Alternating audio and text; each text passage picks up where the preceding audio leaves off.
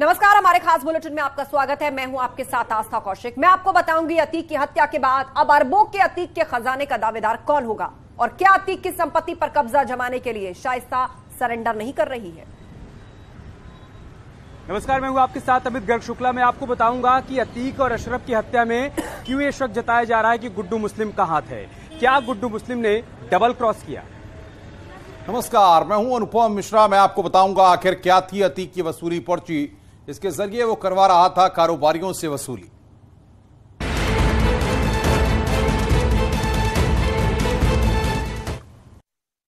तो अतीक की मौत के बाद सबसे बड़ा सवाल यह है कि अतीक के अरबों की संपत्ति का दावेदार अब कौन है। अतीक के 2 बेटे जेल में हैं और 2 बाल सुधार गृह में। ऐसे में शाइस्ता को यह डर सता रहा है कि अगर वो सरेंडर करती है तो अतीक के गुर्गे ही उसकी संपत्ति को हड़पने में जुट जाएंगे।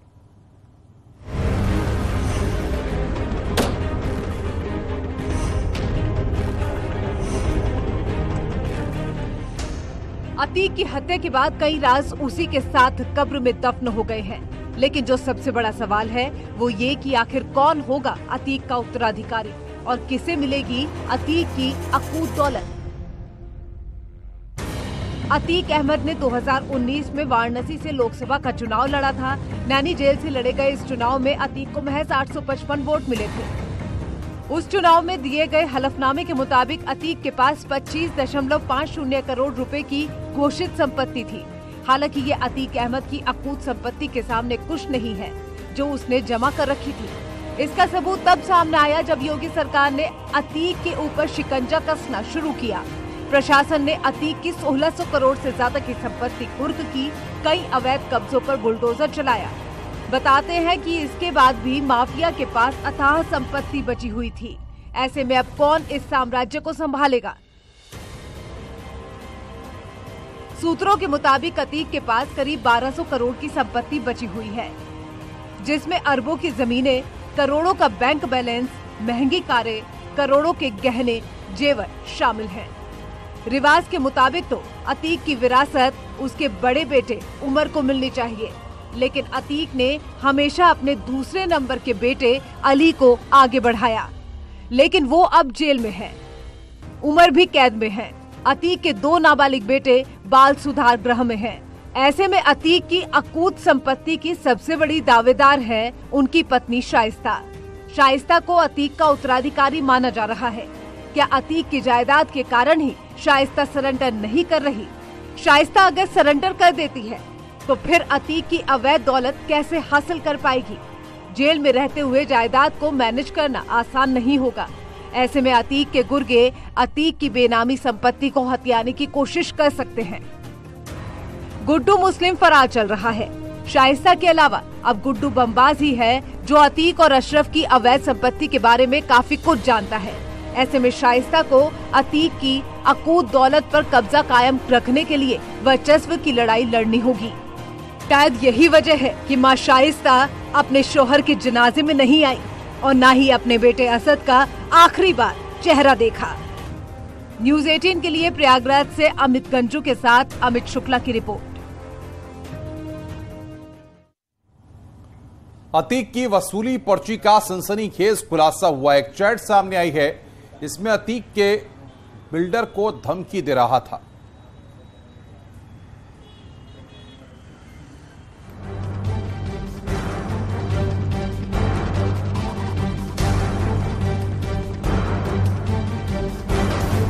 अतीक की हत्या के बाद अब अतीक से जुड़े कई राज सामने आ रहे हैं। अतीक से जुड़ा एक और सनसनीखेज खुलासा हुआ है। दावा किया जा रहा है कि अतीक बड़े बिल्डर और बड़े कारोबारियों से चुनाव लड़ने के लिए चुनाव टैक्स लिया करता था।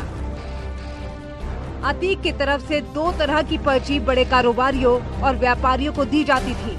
एक पर्ची गुलाबी होती थी तो दूसरी पर्ची सफेद रंग की होती थी। गुलाबी पर्ची का रेट 3 लाख से 5 लाख तक हुआ करता था, तो वहीं सफेद पर्ची का रेट 5 लाख से ऊपर होता था। इसके अलावा अतीक अहमद के चुनाव लड़ने पर गुंडा टैक्स वसूली पर्ची जारी होती थी। माफिया अतीक ने साबरमती जेल में रहते हुए लखनऊ के एक बिल्डर को धमकाया था। ये धमकी अतीक ने अपने मोबाइल से चैट के जरिए दी थी। लखनऊ के बिल्डर को भेजे गए इस धमकी भरे मैसेज में अतीक ने लिखा था, मुस्लिम साहब, पूरे इलाहाबाद में बहुतों ने हमसे फायदा उठाया, लेकिन सबसे ज्यादा फायदा तुम्हारे घर ने उठाया। आज से लोग हमारे खिलाफ FIR लिखा रहे हैं और पुलिस की शहर में काम कर रहे हैं। पुलिस ने शहर देना बंद कर दिया तो मुश्किल हो जाएगी। आपको आखिरी बात समझा रहा हूँ, बहुत जल्दी ही सारे हालात बदल रहे हैं। मैंने सब्र कर लिया है। मेरा कोई लड़का ना डॉक्टर बनेगा ना वकील बनेगा और सिर्फ हिसाब होना है। इंशाअल्लाह जल्द ही हिसाब शुरू कर दूंगा। जहाँ तक आपका घर है वहाँ कोई जान से मारने लायक नहीं है, लेकिन मैं एक वादा कर रहा हूँ, आपसे अच्छे मुस्लिम और मुस्लिम का ससुर, ये 3 लोग पेट भर मार खाएंगे। मैं आपसे आखिरी बार कह रहा हूँ, आप मेरे बेटे से ईडी कर रहे हो। ईडी ने अभी आपका पैसा सीज तो किया नहीं। बेहतर ये है कि हमारे बेटे उमर का जो हिसाब है और असद ने जो पैसा दिया है उसकी हमें इलेक्शन में जरूरत है। हमारी आपसे कोई दुश्मनी तो नहीं है। आपके घर ने अपनी किस्मत और अक्ल से कमाया, लेकिन हमारे जो पैसे हैं उसे तुरंत दे दो, जो इस वक्त हमारे बहुत काम आएंगे और शायद आपकी तरफ से ध्यान हट जाए। कम शब्दों में ज्यादा समझ लो। मैं अभी मरने वाला नहीं हूँ। इंशाअल्लाह एक्सरसाइज करता हूँ, दौड़ता हूँ। बेहतर है हमसे आकर मिल लो।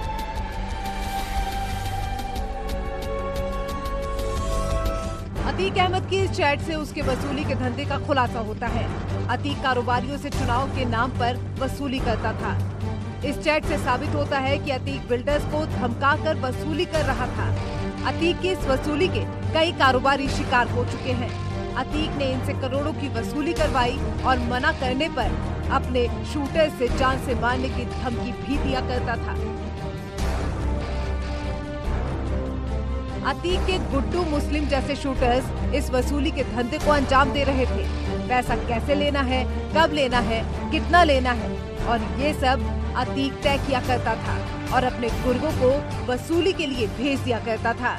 अब अतीक की मौत के बाद धीरे धीरे उसके काले कारोबार से जुड़े तमाम राज सामने आ रहे हैं। माफिया अतीक अहमद को लेकर न्यूज 18 पहले ही कई खुलासे कर चुका है, लेकिन अब और ज्यादा तस्वीर सामने आ रही है। दरअसल अतीक अहमद अपने चुनाव लड़ने पर बड़े व्यवसायी, बड़े कारोबारियों से चुनाव टैक्स वसूलता था और हैरत भरी बात यह है कि वो अमाउंट कैश में लेने की बजाय अकाउंट में जमा कराता था, ताकि वो चुनाव आयोग और आम लोगों को ये जवाब दे सके कि उसके पास पैसे नहीं है और वह रकम चंदे के तौर पर लेता है। ये अतीक अहमद की चकिया स्थित कोठी है जो इन्हीं पैसों से बनाई गई है। वो तो उसने तमाम जगह कब्जाई थी, जिसके बाद बाबा का बुलडोजर जमकर गरजा था, लेकिन चुनाव टैक्स की बात निश्चित तौर पर हतप्रभ करने वाली है। और खास बात ये कि अतीक अहमद 2 तरीके की पर्ची जारी करता था। बड़े व्यवसाय से जुड़े बड़े बड़े कारोबारियों को सफेद पर्ची दी जाती थी, जिसमें 5 लाख और 5 लाख से ऊपर की रकम, जबकि छोटे कारोबारियों को पिंक कलर की पर्ची दी जाती थी, जिसमें 3 से लेकर 5 लाख तक की रकम होती थी। ये पैसे बैंक ऑफ महाराष्ट्र के अकाउंट नंबर में जमा होते थे और उसकी रसीद एक्सक्लूसिव हमारे पास लगी है, जो लगातार आप स्क्रीन पर देख रहे होंगे। तो अतीक की वसूली पर्ची के बारे में तो हमने आपको बताया, और आइए अब ऑडियो किस तरीके से सामने आया और ऑडियो में क्या बात है वो हम आपको बताते हैं। साबरमती जेल से माफिया अतीक अहमद का प्रयागराज के प्रॉपर्टी डीलर को फोन कर धमकाने का ऑडियो वायरल हुआ है। ये ऑडियो करीब 2.5 साल पुराना बताया जा रहा है। अतीक ने प्रॉपर्टी डीलर जैद खालिद को जेल से फोन कर धमकी दी थी। तुमको याद है तुम देवरिया हमसे मिलने आए थे? हाँ, तो हमको मालूम था कि तुम आ रहे हो जी। और तुमसे हम बैठ के वहाँ बरामदे में मिले रहे ना, जहाँ जेलर से लोग बैठे थे। हाँ हाँ हाँ हाँ। तब तक हमारी कोई नियत नहीं थी तुमको पीटने की। हम खुद समझ रहे थे।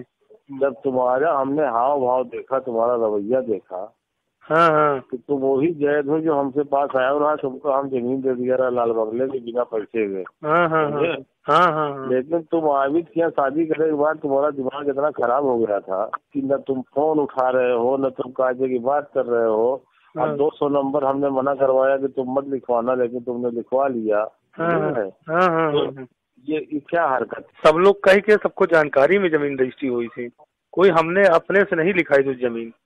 अरे हमने नीलू से 4 मरतबा 10 मरतबा कहलाया तुमको। नीलू ने जब कहा था, जब रजिस्ट्री हो गई थी तब उसके बाद कहा था रजिस्ट्री। गलत बात कह रहे हो, गलत बात कह रहे हो। तुमने जिस दिन रजिस्ट्री कराया वो भी हमको मालूम है, जब नीलू सबने कहलाया वो भी हमको मालूम है। अगर हम तुमसे कह रहे हैं इतना काम कर रहे हो चारों तरफ, अगर हम तुमसे एक जमीन कह रहे हैं खाना नंबर मत कराना, तो चाहे फरहान कहाँ है चाहे आबिद कहाँ है, तुमने क्यों करा लिया? बता देते कि मना कर रहे हैं हमको। नहीं तो प्रधान कहें कि हम भाई से बात कर ले, भाई के सब में शेयर रह गया और कोई दिक्कत। प्रधान कहें ऐसा है कि भाई हम तुमका चाहे एक लपड़ मारी,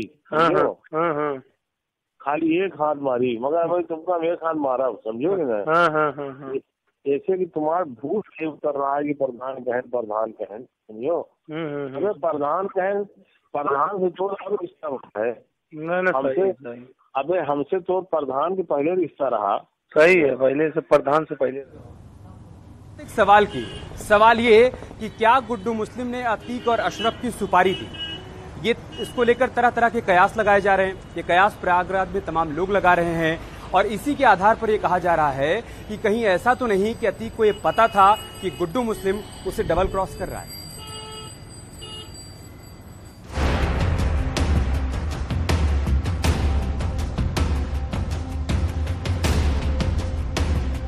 क्या गुड्डू मुस्लिम ने करवाई है अतीक और अशरफ की हत्या?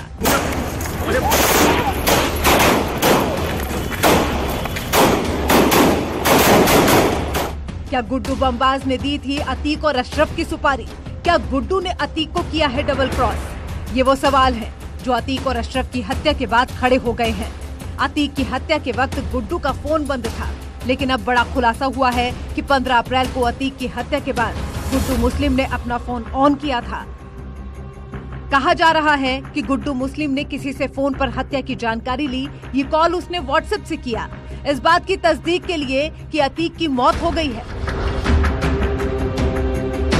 और जब उसे पक्की खबर मिल गई कि अतीक और अशरफ की मौत हो गई, तो फिर से गुड्डू मुस्लिम ने अपना फोन बंद कर दिया। खबरों के मुताबिक अतीक और अशरफ ने गुड्डू पर भरोसा करना बंद कर दिया था। यहाँ तक कि अतीक को शक हो रहा था कि गुड्डू उन्हें डबल क्रॉस कर रहा है। अतीक और अशरफ को ये शक हो गया था कि गुड्डू मुस्लिम उनके खिलाफ मुखबिरी कर रहा था। उन्हें लगता था कि इसी वजह से असद और गुलाम का एनकाउंटर हुआ। अतीक को डर सता रहा था कि अगर गुड्डू पकड़ा गया तो वो अतीक और अशरफ के बारे में हर राज पुलिस को बता देगा। तो दूसरी तरफ गुड्डू मुस्लिम को लग रहा था कि अतीक और अशरफ उसके बारे में हर जानकारी पुलिस को दे सकते हैं।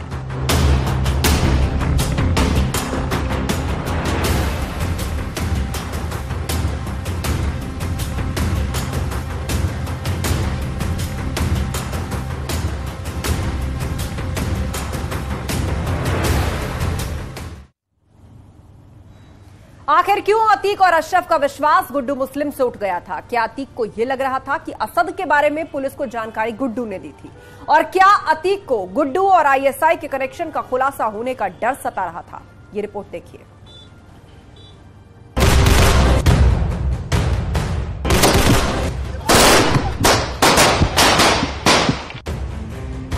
माफिया अतीक अहमद और अशरफ की हत्या के बाद अब नए नए खुलासे हो रहे हैं। एक और नया सनसनीखेज खुलासा हुआ है। अतीक अहमद का खास शूटर और राजदार गुड्डू मुस्लिम उसके आईएसआई नेटवर्क को संभालता था।